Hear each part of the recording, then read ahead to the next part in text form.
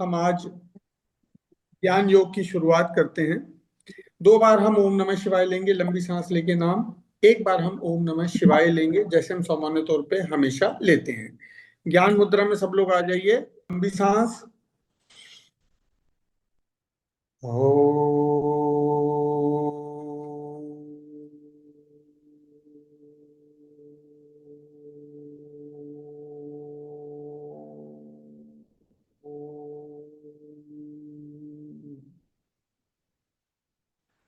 नमः शिवाय।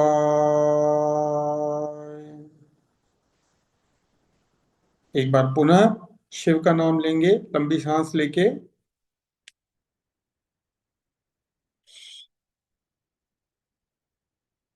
ओ।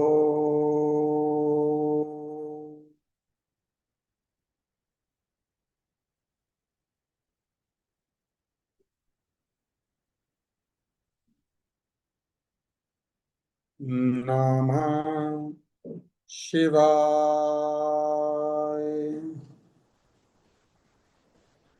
अब माता पार्वती का नाम लेंगे, शिवाय नाम से। लंबी सांस लीजिए। ओ।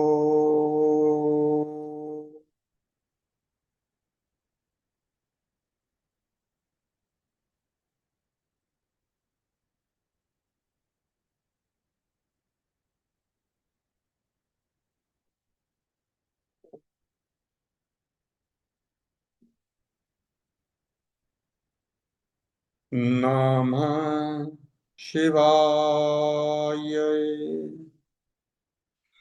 आज के ज्ञान योग अर्थात योग और विज्ञान के तत्व को समझने से पहले हम जैसे करते हैं, कुछ बेसिक कथाएं लेते हैं कि जो कथाएं हैं वो हमारे जहन पे, हमारे चित्त पे अमिट प्रभाव छोड़ती हैं। और उन कथाओं से जो निकला हुआ रस है वो ऐसे अंकित हो जाता है कि वो हमारी स्मृति में, हमारे आत्मा में संस्कार बन के स्थिर हो जाता है। तो शुरुआत करने से पहले मैं एक बहुत रोचक कथा लेता हूँ। अक्सर हमने सुना होगा कि आप किसी सज्जन पुरुष को परेशान करें या सेंट को परेशान करें तो आपके कई बार अच्छे कर्म भी जो हैं आपके निष्प्रभावित हो जाते हैं और आपको उसका दंड तुरंत मिलता है। इसको समझने के लिए मैं एक कथा लेता हूँ, बहुत ध्यान से सुनिएगा। एक बार एक साधु था, मलंग टाइप का साधु, जो मिल गया खा लिया।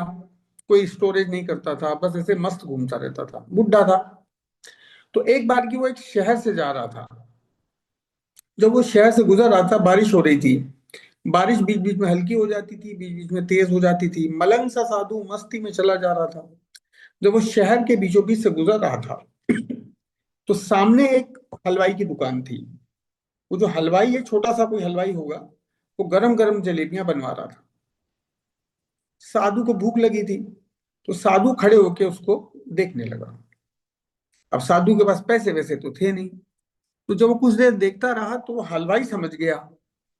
तो हलवाई ने साधु महाराज को बुलाया और उसको गरम जलेबियां भी दी और गरम दूध भी दिया और बोला, महाराज खाओ। साधु ने खूब छक के आराम से जलेबियां भी खाई और दूध भी पिया। फिर वो आराम से मस्त मलंग सा साधु मस्ती से अपना जो है आगे की तरफ बढ़ गया।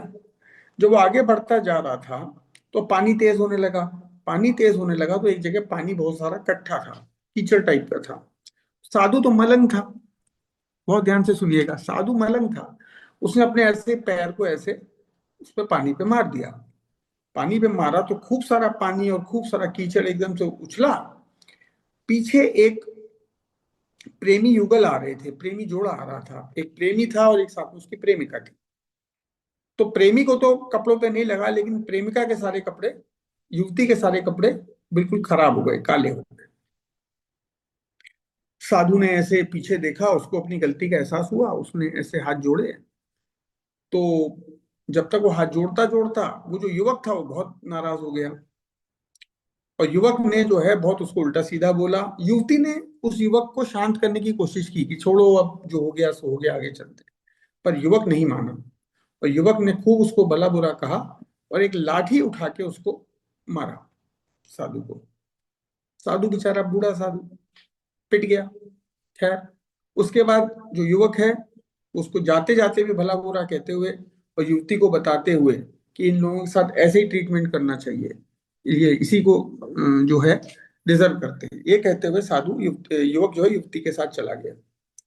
जब वो चला गया तो साधु बेचारा नीचे लाठी खा के पड़ा हुआ था, और ऐसे उसने परमात्मा की तरफ देखा और बोला, हे परमात्मा तेरी मर्जी, कभी तो तू, तेरी मर्जी भी अजीब है, कभी तो तू गरम गरम जल भी दे देता है और कभी कभी लाठी दे देता है, खैर तेरी मर्जी। ये कह के साधु थोड़ी देर वहां पड़ा रहा।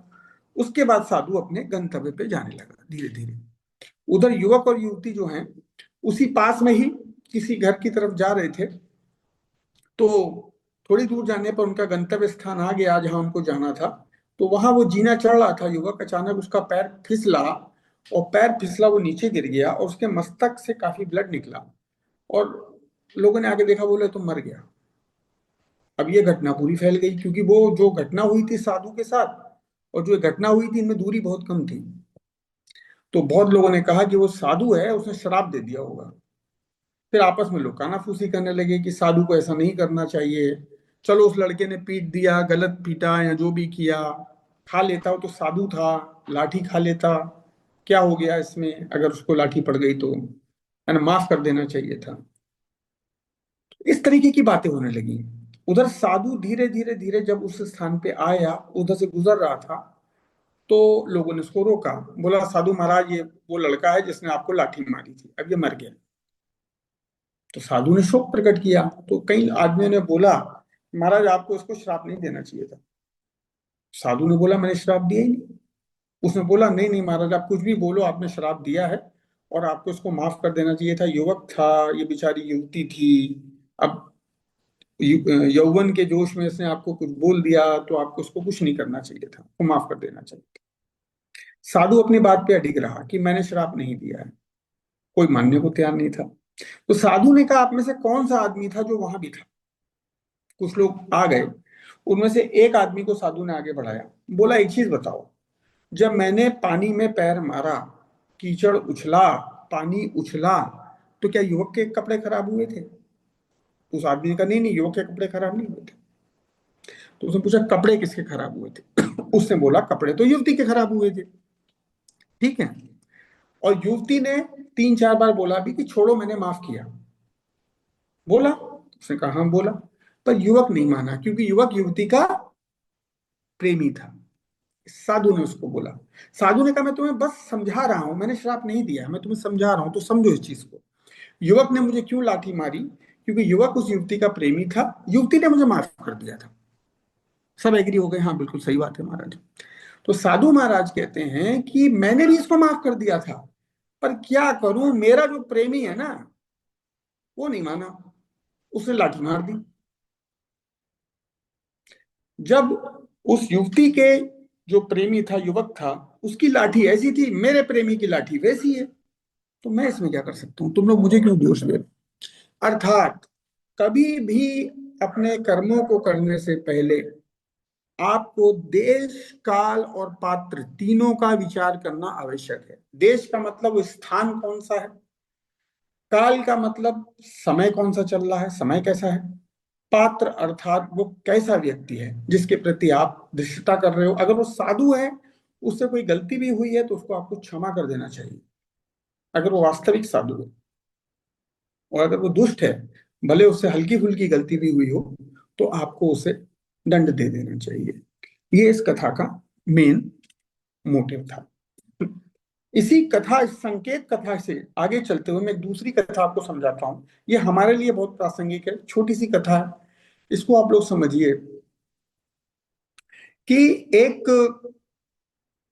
दड़बा मान लीजिए जिसमें मुर्गे रहते हैं, या कमरा मान लीजिए, कुछ भी मान लीजिए, उसमें एक कसाई ने खूब सारे मुर्गे भर रखे थे। सारे के सारे मुर्गे भूखे प्यासे थे, मतलब खाने खाने के लिए परेशान थे, चिल्ला रहे थे जोर जोर से।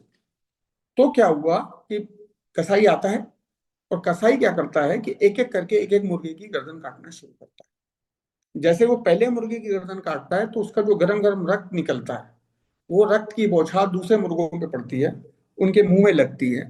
वो भूखे होते हैं तो वो खुशी से चिल्लाने लगते हैं, बांग देने लगते हैं, और धीरे धीरे करके वो कसाई सारे मुर्गे काटता जाता है। तो हमें समझना पड़ेगा यहाँ हर पल किसी न किसी की गर्दन कट रही है। जब कोई किसी की गर्दन कटती है तो हम सोचते हैं इसकी जायदाद मिल जाए, इसका पैसा मिल जाए। गर्दन तेरी भी कटनी है भाई। ठीक है। कि कोई अगर बड़ा अधिकारी है, वो अपनी पोस्ट में जो है वंचित हो जाता है, तो नीचे वाला सोचता है मैं उसकी पोस्ट पे चला जाऊं। गर्दन तेरी भी कटनी है। तो सबकी गर्दन कट रही है, पर मुर्गे खुश हो रहे हैं कि देखो मेरे मुंह में खून की वो लग रही है। ऐसे में जो अपने मस्तक पे लटकती हुई तलवार को ध्यान से देखता है, कॉन्शियस होकर देखता है, सचेत होकर देखता है, वो अपने साक्षी रूप में स्थापित हो जाता है।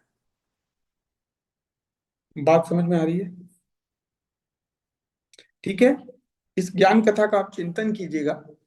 इस ज्ञान कथा के बारे में आप थोड़ा सा सोचिएगा कि ये ज्ञान कथा आपको क्या कहना चाहती है। उसके बाद आपके जो प्रश्न होंगे, जिज्ञासाएं होंगी, मैं उसको आपकी जिज्ञासाओं को आगे चल के उत्तरित करूंगा। एक और तीसरी कथा की तरफ चलते हैं। तीसरी कथा के जाने के बाद, क्योंकि कथाओं से जो हमें मिलेगा सरल ज्ञान, वो हमको तत्व ज्ञान को समझने के लिए बहुत लाभदायक होगा। क्योंकि तत्व ज्ञान क्या होता है? विशुद्ध ज्ञान होता है। तो अब हम तीसरी कथा की तरफ चलते हैं। ये जो कथा है, ये कथा आप समझिए एक तोते की है। एक सेठ के घर में एक तोता था। वो तोता बहुत इंटेलिजेंट था, बहुत बुद्धिमान था, और बोलता भी था। वो देखता था कि रोज सुबह सुबह सेठ और सेठानी तैयार होकर कहीं जाते हैं। तो तोते ने एक दिन सेठ से पूछा कि महाराज कहाँ जाते हो रोज? बोला हम संत महाराज हैं, उनका सत्संग सुनने रोज जाते हैं। तोते ने कहा अच्छी बात है भाई, सत्संग सुनने जाते हैं, बहुत अच्छी बात है। तो आप मेरा एक प्रश्न पूछ लेना उससे, गुरु गुरु महाराज से, संत महाराज से। तो उसने बोला हाँ हाँ बताओ, हम पूछ लेंगे। हमें क्या, हम पूछ लेंगे। तो तोते ने कहा उससे पूछना कि मैं आजाद कब होऊंगा, मैं आजाद कब होऊंगा। उसे कहा हाँ हम पूछ लेंगे। तो सेठ और सेठानी फिर सत्संग के लिए निकल जाते हैं। उधर गुरु महाराज अपना सत्संग करते हैं। सत्संग खत्म हो जाता है तो 1 to 1 सेठ से बात करते हैं। तो सेठ कहता है महाराज, हमारे तोते ने आपके लिए एक प्रश्न भेजा है। वो पूछ रहा है मैं आजाद कब होऊंगा। जैसे ही वो प्रश्न बोलता है, कौन आपका सेठ, अजीब सी हरकत होती है। उस सेंट बिल्कुल एकदम से अचेत हो जाते हैं, बेहोश हो जाते हैं, ऐसे पड़ जाते हैं। अब काफी 1 घंटा आधा घंटा निकल जाता है, सेंट जो है वो वापस नहीं आते। तो सेठ सोचता है यार कैसा अपशगुन है, कैसा मनहूस प्रश्न पूछ लिया उस तोते ने, है ना। सेंट को ये हो गया, आइंदा इस तोते के प्रश्न मैं नहीं पूछूंगा। अंदर सोच रहा था। तब तो उनके जो गुरु, उन गुरु महाराज के जो चेले वेले मुख्य चेले होते हैं, वो कहते हैं गुरु जी को अंदर कमरे में लेके जा रहे हैं, इनको आराम करने के लिए, आप लोग जाओ। खैर सेठ वापस आ जाते हैं। उधर तोता पूछता है मेरा प्रश्न पूछा कि मैं आजाद कब होऊंगा। तो सेठ बोलता है अरे तुमने कौन सा अपशकुन प्रश्न पूछ लिया, मनहूस प्रश्न पूछ लिया। वो तो महाराज जो है वो बेहोश हो गए, और पता नहीं कल सत्संग होगा, अब तक तो तोता कहता है ठीक है, मैं समझ गया। अगले दिन जब सेठ उठता है तो देखता है कि तोता ऐसे मरा पड़ा है, अचेत है, बिल्कुल ऐसा मरा हुआ है, सांस नहीं ले रहा। सेठ समझ जाता है कि तोता मर गया है। सेठ फटाफट तोते को बाहर निकालता है और बाहर रख देता है। तोता फिर उड़ जाता है, निकल जाता है। सेठ सोचता है यार ये क्या है, कि मतलब ये तो बेवकूफ बना के निकल गया। खैर तोता तो निकल गया। अब सेठ जो है वापस सत्संग में जाता है। सत्संग में उसी तरीके से जब संत अपनी सत्संग खत्म कर लेता है तो सेठ उनको पूरी बात बताता है कि महाराज आपसे मैंने प्रश्न पूछा था, आपको ये हो गया, और फिर जो है मैंने, क्या कहते हैं, मेरा तोता भी ऐसे ही पड़ा था और उड़ गया। तो उससे जो है मतलब मैं बहुत दुखी भी हूँ, आपके लिए भी दुखी हूँ, उसके लिए भी तो दुखी हूँ। तो सेंट क्या बोलता है, उसको ध्यान से सुन। सेंट ने बोला कि मैंने तुम्हारे प्रश्न का उत्तर दे दिया था, लेकिन तुम समझे नहीं। तुम सत्संग जरूर आते हो, ज्ञान सुनने जरूर आते हो, पर तुम बहुत ज्यादा माया मोह में पड़े हुए हो, इसलिए तुमको मेरे उत्तर समझ में नहीं आते। मेरा उत्तर तुम्हारा तोता समझ गया था। तोता अपने फिजिकल पिंजड़े की बात कर रहा था, पर यह प्रश्न तुम्हारा भी था और ये प्रश्न सबका है। ये प्रश्न मेरा भी है कि मैं आजाद कब हूँ। हम सबका जो पिंजड़ा है वो हमारी देह है, हमारा शरीर है। ठीक है, तोते का पिंजड़ा तो फिजिकल पिंजड़ा है। तोते को अपना सोल्यूशन चाहिए था, उसने मेरे इशारे से अपना सोल्यूशन समझ लिया। और मैं तुम्हें बता रहा हूं, तुम्हें क्या समझना चाहिए था जो तुम नहीं समझे। तुम रोज आ रहे हो, परंतु तुम माया मोह में इतने पड़े हुए हो कि तुम ज्ञान को समझ नहीं पा रहे हो। और ज्ञान में भी तुम उन्हीं चीजों को उठाते हो, समझते हो, जो तुम्हारे स्वार्थ सिद्ध करने में यूज होती है। तुम बाकी चीजों को छोड़ देते हो। अतः तुम इस चीज को समझो। मैं बेहोश हुआ, इसका मतलब क्या है कि तुम आजाद कब होगे? जब तुम संसार के लिए बेहोश हो जाओगे। जब तुम संसार के लिए, इस माया के लिए बेहोश होने लगोगे, तो तुम आजाद हो जाओगे। जब तक तुम इस सूत्र को अपने में नहीं बिठाते, तब तक तुम आजाद नहीं हो सकते। इसलिए धीरे धीरे करके इस संसार के प्रति, इसकी वासनाओं के प्रति बेहोश होना शुरू करो, तभी तुम आजाद हो सकते हो। ओम नमः शिवाय। इस ज्ञान कथा के साथ, इस संकेत ज्ञान कथा के साथ, मैं थोड़ा सा आपको तत्व की तरफ स्थापित करता हूं। आज हमारा सेशन काफी लंबा होगा, इसके बाद दिव्य ध्यान भी होगा, और आज स्टेज 2 का ध्यान होगा। इस स्टेज 2 में हम क्या करेंगे, स्टेज 1 के भी कुछ एलिमेंट्स को इनकॉर्पोरेट करेंगे, जिससे जो लोग नए हैं उनको दिक्कत ना हो स्टेज 2 को करने के लिए। ठीक है, तो अब हम आते हैं, थोड़ा सा बात करते हैं आज के विषय के बारे में। ज्ञान योग का जो विषय है आज का, उसका जो मूल सब्जेक्ट है वो ये है, योग और विज्ञान। जब जब योग के साथ विज्ञान की बात की जाएगी, जब जब आप बात करोगे, तो इसमें जो शिरोमणि नाम आएगा, जो सबसे ऊपर नाम आएगा, वो आएगा महर्षि पतंजलि का। महर्षि पतंजलि ने योग को विज्ञान के रूप में स्थापित किया, कोई ग्रंथ के रूप में स्थापित नहीं किया, या कोई शास्त्र के रूप में स्थापित नहीं किया। विज्ञान बेसिकली है क्या? विज्ञान को अगर आप समझो, तो विज्ञान कहता है कि किसी भी चीज पे ना तो विश्वास करो, ना अविश्वास करो। क्या करो? प्रयोग करो, एक्सपेरिमेंट करो और जानो। राइट? प्रयोग करो और जानो, ये विज्ञान कहता है। ना विश्वास करना है, ना अविश्वास करना है। Do experiment and know. जो मिल रहा है वो आपका उसका समाधान है। अब योग विज्ञान में पतंजलि क्या कहते हैं, ध्यान से सुनना। ना विश्वास करो, ना अविश्वास करो, एक्सपेरिमेंट करो और जानो। नो, एक्सपीरियंस करो और जानो। ठीक है, साइंस कहती है कि एक्सपेरिमेंट करो, योग विज्ञान कहता है एक्सपीरियंस करो। अब एक्सपीरियंस और एक्सपेरिमेंट में क्या फर्क है? एक्सपीरियंस बेसिकली क्या है? एक इंटरनल एक्सपेरिमेंट ही तो है। अगर मैं आपसे कहूंगा ये देखिए, वो सोचिए, ये करिए, ऐसा करिए, वैसा करिए, तो आप वैसा वैसा करके उसको अनुभव करने लगेंगे। तो बेसिकली एक्सपीरियंस क्या है? एक्सपीरियंस जो है वो इंटरनल एक्सपेरिमेंट है, आंतरिक प्रयोग है। इसीलिए ज्ञान, जो योग को हमने विज्ञान की संज्ञा दी है। ठीक है, और जैसे हमारे गणित में होता है कि 3 + 4 7 होता है, उसी प्रकार जो पतंजलि महर्षि ने जो जो नियम बताए हैं, जो जो सिद्धांत बताए हैं, अगर उनको आप अक्षरशः पालन करोगे, तो आप उसके रिजल्ट की ओर बढ़ने लगते हो, जैसे गणित और विज्ञान में बढ़ने लगते हो। थ्योरम होती है, थ्योरम की अगर आपने कुछ चीजें पूरी कर ली तो थ्योरम सिद्ध हो जाती है। तो वैसे ही योग को उन्होंने विज्ञान के रूप में प्रस्तुत किया। महर्षि पतंजलि का जो योग है वो मूल रूप से अष्टांग योग से रिलेटेड है। तो पहले योग को समझने के लिए, योग के तत्व को समझने के लिए, हम पहले इसकी मैक्रोस्कोपिक परिभाषा की तरफ जाते हैं कि योग है क्या। वो योग की बड़ी ब्रॉड, विस्तार ली हुई परिभाषा है। वो योग को सिंपल संस्कृत में अगर अर्थ निकालें, योग का, योग एक बेसिकली संस्कृत वर्ड है, तो उसका अर्थ होता है जोड़। तो अगर हम इसको बहुत ज्यादा यूज करते हैं, अंकगणित, बीजगणित, मैथमेटिक्स में हम इसको यूज करते हैं, और हम दो अंकों के जोड़ के लिए योग शब्द का प्रयोग करते हैं। पर जब ये अध्यात्म में योग शब्द आता है, तो हम इसको बोलते हैं आत्मा और परमात्मा के जोड़ के बारे में। तो इसको जो मैक्रोस्कोपिक परिभाषा है, वो आत्मा और परमात्मा का जोड़ है। आत्मा और परमात्मा को जोड़ने में अगर हमने ज्ञान को मुख्य माध्यम बनाया हुआ है, या मुख्य साधन बनाया हुआ है, तो इसको हम ज्ञान योग कह देते हैं। आत्मा और परमात्मा को जोड़ने में अगर हमने भक्ति को मुख्य साधन बनाया हुआ है, तो हम इसको भक्ति योग कह देते हैं। आत्मा और परमात्मा को जोड़ने में अगर हमने निष्काम कर्म अर्थात सेवा को साधन बनाया हुआ है, तो मुख्य साधन बनाया हुआ है, तो हम इसको निष्काम कर्म योग कह देते हैं। ठीक है, आज के समय में लोग योग का अर्थ निकालने लगे हैं आसन। योग का अर्थ आसन नहीं है। ठीक है। और जो अष्टांग योग में भी जो आसन है, इस पद्धति में भी जो आसन है, वो योग मार्ग की सिर्फ एक सोपान है, एक सिर्फ सीढ़ी है। इसको आप ध्यान से समझिएगा। ठीक है।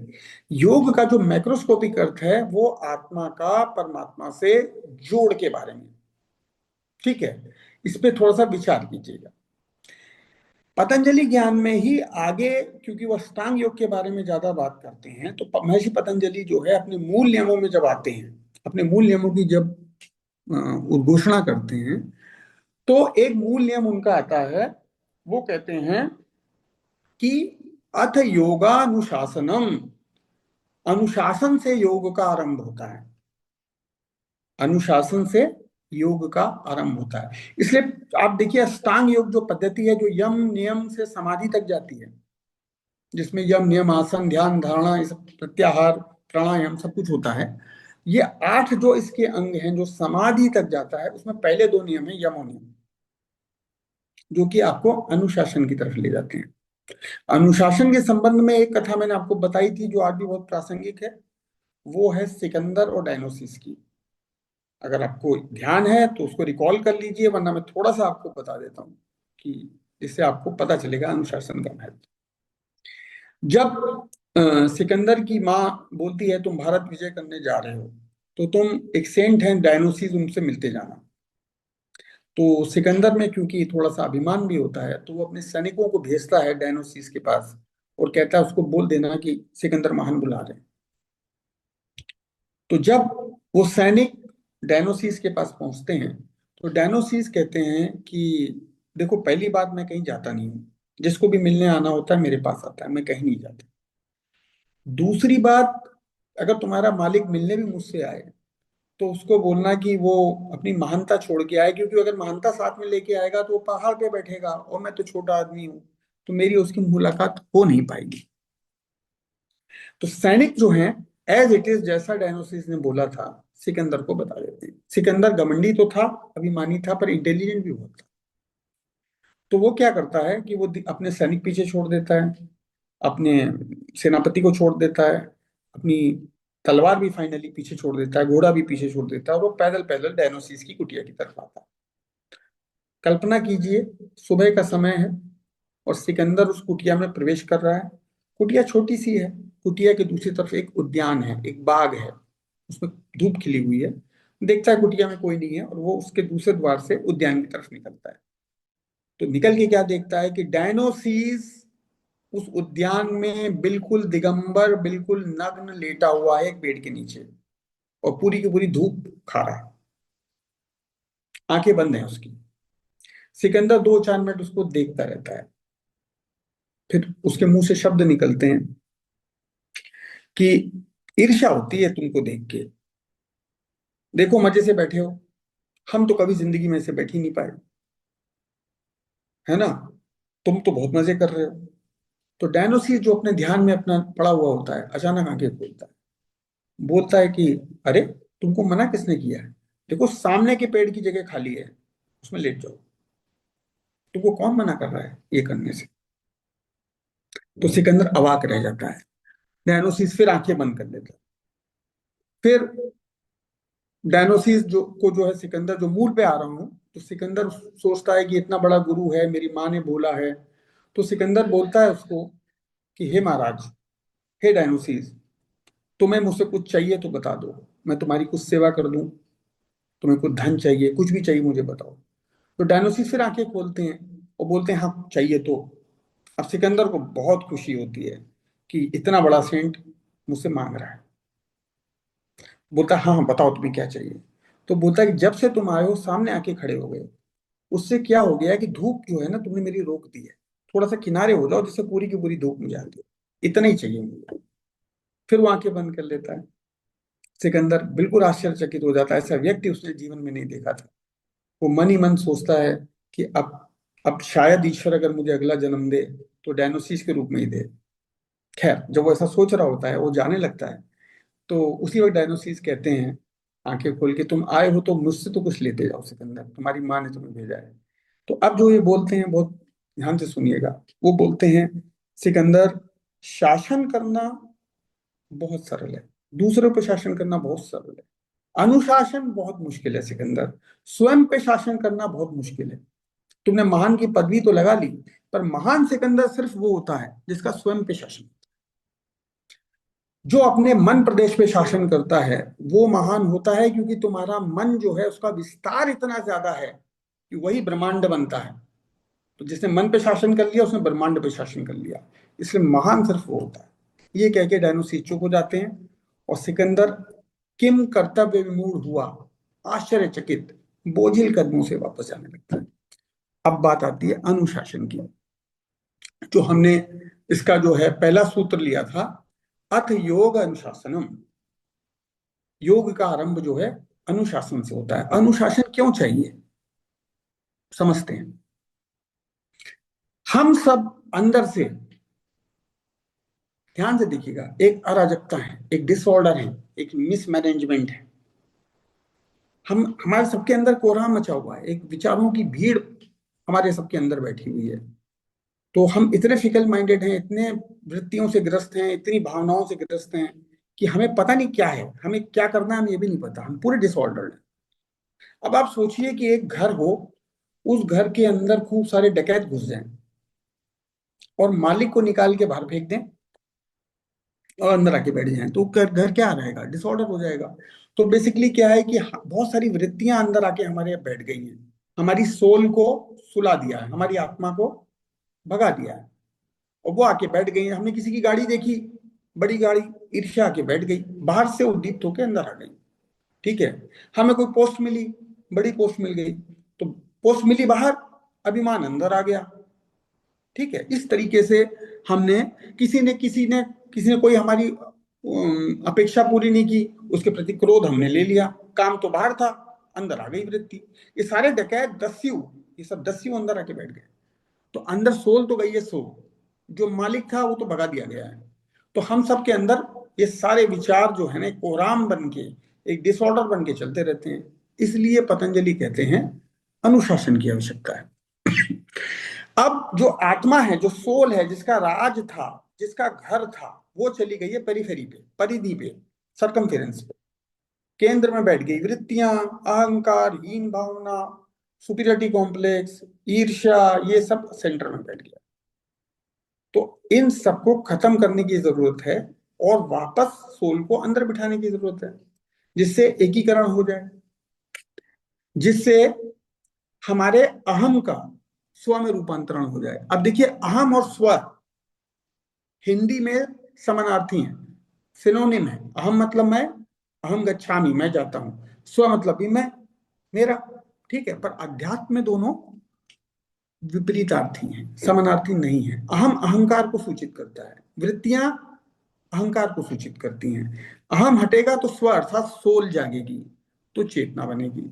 इसलिए जो पतंजलि इस सूत्र में बोलते हैं कि अनुशासन से ही योग की शुरुआत होती है। तो इसलिए अष्टांग योग में वो यम नियम को मुख्य जो है साधन बनाते हैं। ठीक है। अब हम अगले सूत्र की तरफ जाते हैं, इसी को समझने के लिए। अगर आपको इसमें रस आएगा तो हम इसके अगले अगले सेशंस में और सूत्र भी लेंगे। अब जो पतंजलि है, पतंजलि योग की क्या परिभाषा बताते हैं, ये माइक्रोस्कोपिक परिभाषा बताते हैं। अभी हमने मैक्रोस्कोपिक परिभाषा सुनी। ठीक है। पतंजलि कहते हैं योगश चित्त वृत्ति निरोध है।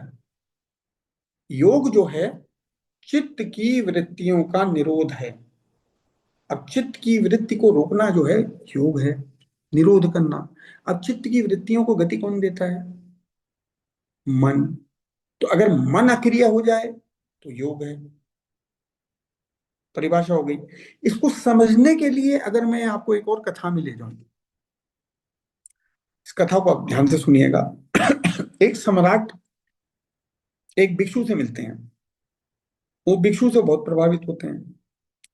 तो सम्राट जब उससे वार्ता कर रहे होते हैं तो बात बात में बोलते हैं कि मेरे अंदर जो है ना, मेरा मन बहुत अशांत है, मेरा मन कंट्रोल में नहीं है, नियंत्रण में नहीं है, बेचैनी है, ये है वो है, इस तरीके की बातें करते हैं।